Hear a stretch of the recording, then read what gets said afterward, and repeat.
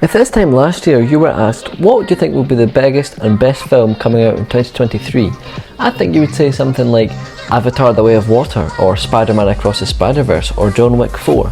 But no, I actually think it's going to be Barbie. Let me explain.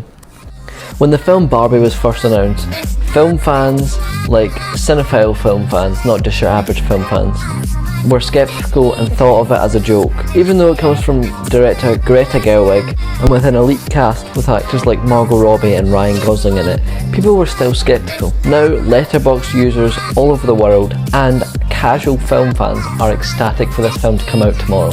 The film's first trailer came out last December in 2022, and it was a complete parody of the opening scene of 2001: A Space Odyssey, which is one of Stanley Kubrick, who's a legendary director, one of his best known films. And the fact that a stereotypical girl's doll movie is parodying 2001: A Space Odyssey, one of the most well-known films ever, known for being so visually stunning, I think it's safe to say it was a big marketing move for Barbie, and it paid off very well. The fact that they did this parody of 2001 got film fans, Letterboxd users excited for Barbie, that was thought to be a children's film, a cash grab, a money spinner. Now all of a sudden, people are like, this film might be good.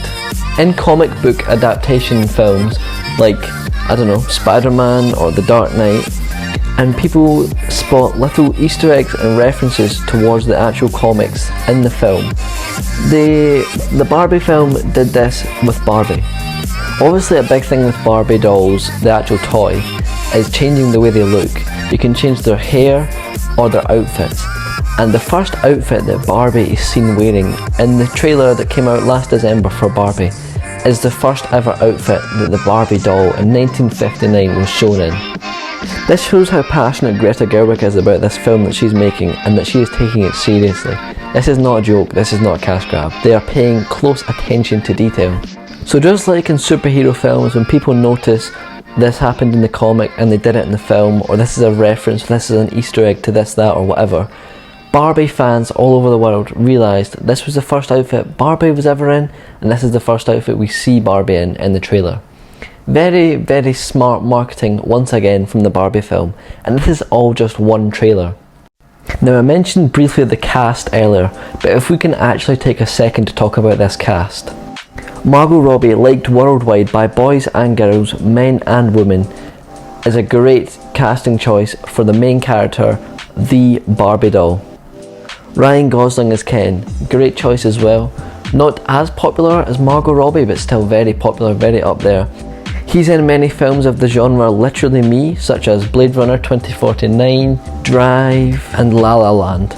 Now, both Margot Robbie and Ryan Gosling have films in different genres for different appealing audiences, such as Margot Robbie starring in The Wolf of Wall Street, Once Upon a Time in Hollywood, and The Suicide Squad, typically for males, and also her starring in films such as About Time, Barbie, and Bombshell, which are stereotypically for women. This is completely stereotypical though, as I've seen films from both typical male audience and typical female audience and liked both of them coming from a male.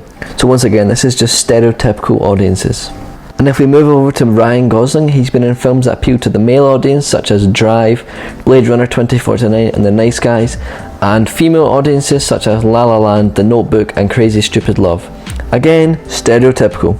So if people are big fans of these actors and just want to watch these actors' filmographies, then that will attract Ryan Gosling fans to Barbie and Margot Robbie fans to Barbie. Big audiences here. Unless you've been living under a rock, the chances are you do know that Barbie is coming out on the 21st of July, the same day as Oppenheimer.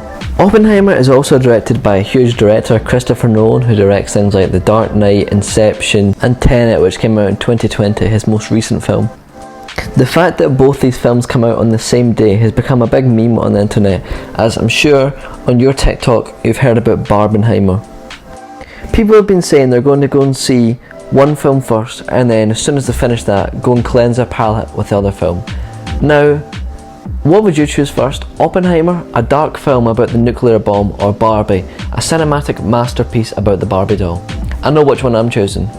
Oppenheimer has actually gained a lot of attention through Barbie because of people saying, oh, they're coming out on the same day, what are you going to see first?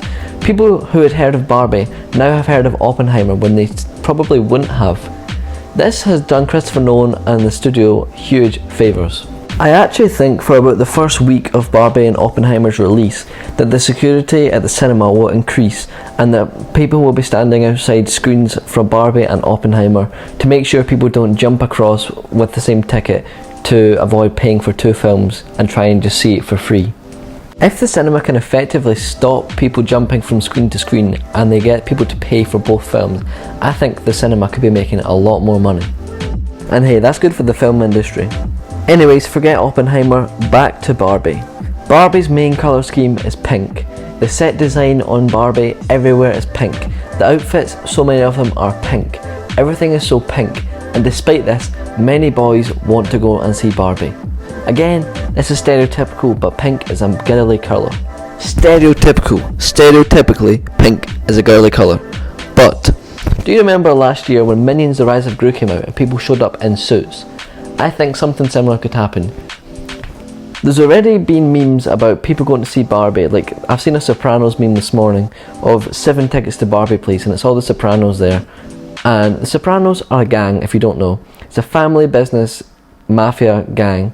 And the fact that they want to see Barbie, as a meme I know, but the fact that they are interested in seeing Barbie just shows the audience is going to be so wide for this. So yes, the film might not be a cash grab, it might actually be a genuinely good film, but it will also grab a lot of cash. Let's talk about the Barbie soundtrack because it's incredible. You have artists like Lizzo, Dua Lipa, Nicki Minaj, the big Ice Spice just now, Charlie XCX, Tame Impala, Ryan Gosling has a song on there, Dominic Fike, Billie Eilish, Khalid, Pink Pantheress. These guys are all on the Barbie soundtrack. These are huge artists just now. Barbie already has her own song by Aqua, Barbie Girl, yet they have a full soundtrack with new Barbie songs from huge artists that are well liked. This film's budget is insane. Just alone, the memes and videos and things like that have come out on the internet about Barbie and it being a cinematic masterpiece and that people's personalities are going to change after seeing it, it just shows you how big of a film it's going to be and how massive a hit it's going to be, and it's going to be a great success. I cannot wait to see how much it earns. But yeah, that is my thoughts on the Barbie film before even seeing it. I think it is going to be amazing, and I'm seeing it before Oppenheimer. Although unfortunately tomorrow it comes out and I am on a 9-hour flight to Orlando while it comes out, so I will not be seeing it until maybe a week or two after it comes out, but I will not be able to wait. So thank you very much for watching, and I'll see you in the next video. Bye! Let's not talk about the fact I've not posted for over a year. Anyways, bye!